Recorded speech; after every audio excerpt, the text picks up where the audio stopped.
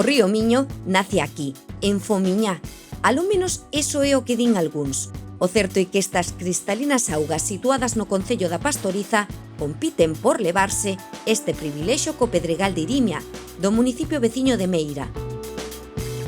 Deixando a marxe o debate, desta pequena lagoa de 350 metros cadrados e orixe cástico, emerxen as augas do río Pai en forma de burbullas, os coñecidos ollos do Miño. Existe a lenda que baixo as augas de Fomiñá resoan as campás da igrexa dun pobo sumerxido nas profundidades.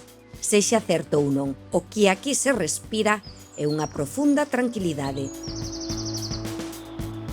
Na súa contorna natural hai un cruceiro e un conxunto escultórico dedicado ao dios Breogán, feito por Maguín Pillado e Manuel Mayo en 1969.